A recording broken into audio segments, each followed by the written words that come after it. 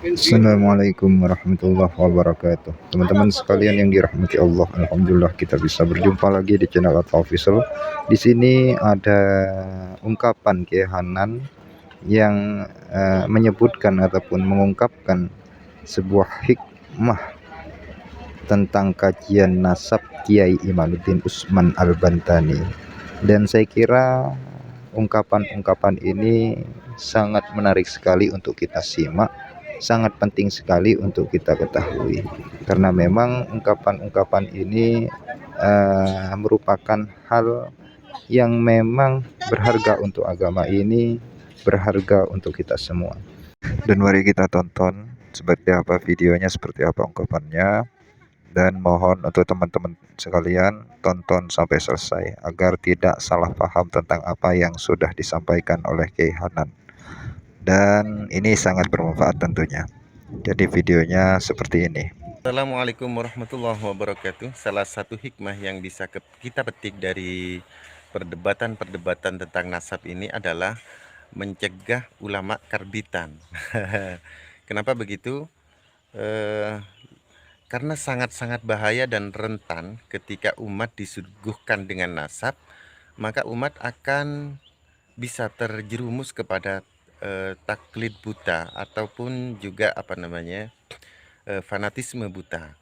Tetapi ketika nasab tidak di depan, dan umat akan menilai, belajar lebih objektif, menilai kapasitas seseorang dari sisi keilmuan, sehingga ulama-ulama karbitan akan semakin sedikit pengaruhnya nanti. Bayangkan ketika berapa banyak orang kemudian tanpa keilmuan, Simak kemudian dia baik-baik tahu tentang apa tentang yang sudah nasabnya, disampaikan oleh kemudian beliau.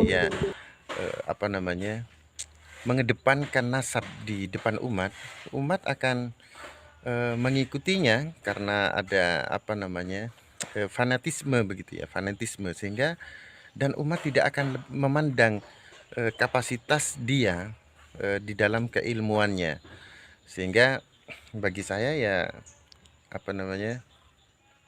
perdebatan-perdebatan tentang nasab ini faedahnya luar biasa.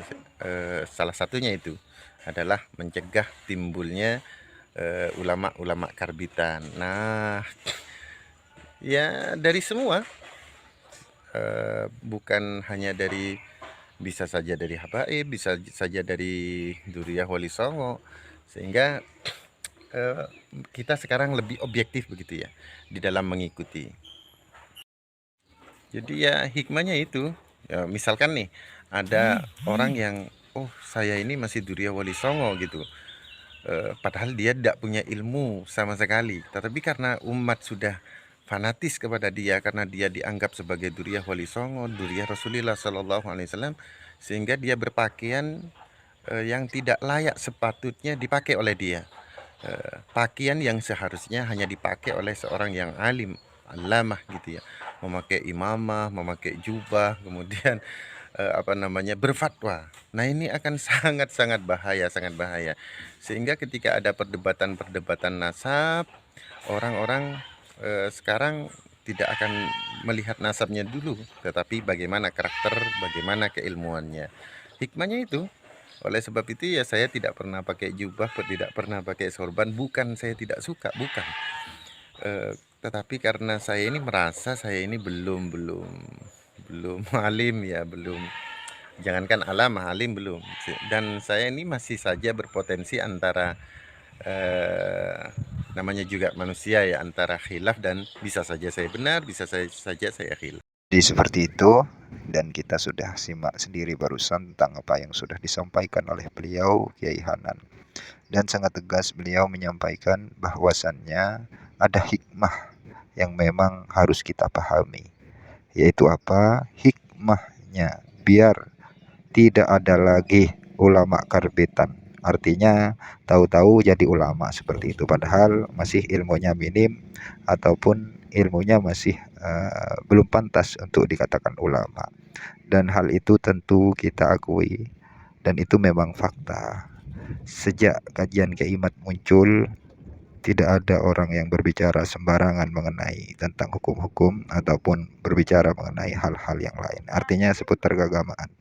Dan tidak bisa kita pungkiri juga bahwasannya masih ada orang-orang yang berceramah ya beratribut Islami, maksudnya berpakaian Islami, berjubah panjang, memakai imamah, dan itu sekarang tidak bisa kita pungkiri bahwasannya hal seperti itu, praktek-praktek seperti itu banyak, dan ulama-ulama yang sudah menyebutkannya juga banyak. Artinya hati-hati. Makanya orang-orang yang berilmu, orang-orang yang mengetahui undang-undang di dalam Islam, artinya hukum-hukum di dalam Islam, maka marilah kita muncul, marilah kita luruskan orang-orang yang nyeleweng, orang-orang yang memang tidak pantas untuk berceramah, tidak pantas untuk memberikan fatwa. Itu yang saya petik dari apa yang sudah disampaikan oleh beliau Kiai Hanan, dan saya sangat bersyukur sekali ada kajian seperti itu karena memang di sini kita bisa rasakan sendiri apa hikmahnya, apa manfaatnya dari kajian Kiai Imaduddin Usman Al-Bantani. Jadi berceramah hanya bermodal apa? Bermodal nasab itu tidak cukup. Artinya harus punya ilmu, harus punya pengetahuan, harus intelektual, harus juga mengerti. Dan saya ulangi lagi, hikmah ini perlu kita pahami. Jangan langsung kita memvonis bahwa Kiai Imaduddin itu tidak ada hikmahnya mengkaji hal ini. Artinya banyak sekali sebenarnya kalau kita mau menyadarinya. Artinya biar Habib-Habib ataupun siapapun dari Duriyah Wali Songo biar juga rajin mengaji ya, mengaji. Artinya biar tidak selalu mengandalkan atribut-atribut nasab. Artinya mengandalkan nasab lah. Orang-orang yang mengandalkan nasab tentu adalah orang-orang yang memang mungkin tidak mempunyai lagi andalan sehingga andalannya nasab. Jadi seperti itu. Dan juga kita harus ketahui bahwasanya butuhnya kita ketika kita mau berceramah menyampaikan fakta ataupun apa itu butuh kepada ilmu. Artinya segala hal yang bersangkutan ataupun yang berkaitan dengan agama itu tentu bukan butuh nasab akan tetapi membutuhkan ilmu. Ya kalau hanya mengandalkan nasab tapi isi kosong, nah itu kan percuma. Artinya nasab itu bukan untuk diandalkan. Orang-orang yang mengandalkan nasab itu adalah orang-orang yang memang mengikuti tradisi-tradisi jahiliyah.